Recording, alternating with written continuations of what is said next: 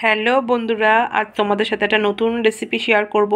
তো সেই কারণেই সব কিছু নিয়ে হাজির হয়েছি এখানটায়। দেখো, আর এই রেসিপিটা কিন্তু পুরোপুরি আলুর উপরেই হবে।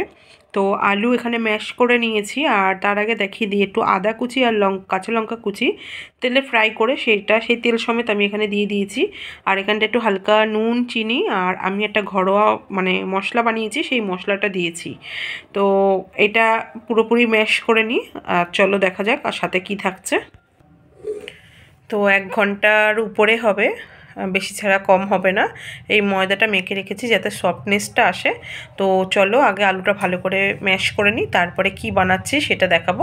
তবে নামটা বলতে পারছি না। আর এটা পুরো নিরামিষই হচ্ছে, তোমরা চাইলে এর মধ্যে পেঁয়াজ অ্যাড করতে পারো, পেঁয়াজ রসুন। আমি যেহেতু নিরামিষই করছি তাই ওগুলো আমি অ্যাভয়েড করেছি, তোমরা চাইলে অ্যাড করে নিতে পারো। তো চলো এটা ভালো করে ম্যাশ করে নিই, তারপরে কি হয় সেটা তোমাদের সাথে অবশ্যই শেয়ার করবো। তার জন্য কী করতে হবে, পুরো ভিডিওটা কন্টিনিউয়াসলি দেখতে হবে, স্কিপ করলে চলবে না।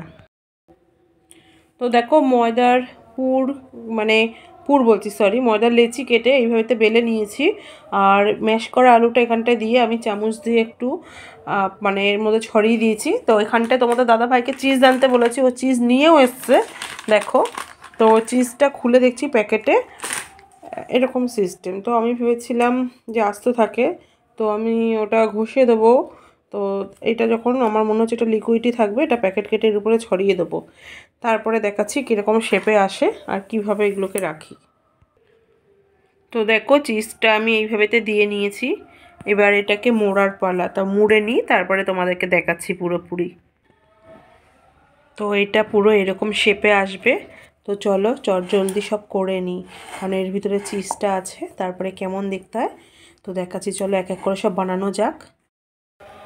তো দেখো, শেপটা এরকম এসছে, কি সুন্দর লাগছে না?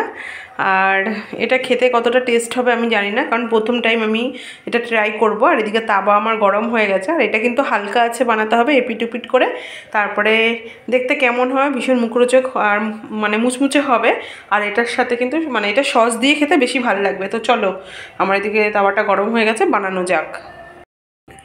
তো দেখো এরকম এসছে শেপটা, আর দেখে বুঝতেই পারছো কতটা মচমচে হবে। তো আমি ছুরি নিয়ে বসে আছি, এটাকে পিস করে কেটে দেবো, পাপা নাহলে খেতে পারবে না।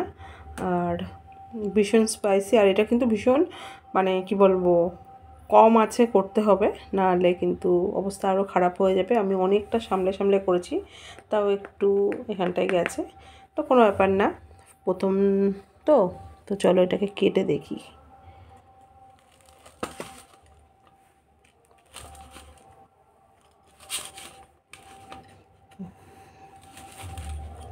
চিজ দেওয়া রয়েছে বলে দেখো, দেখো ভিতরটা দেখো কি সুন্দর।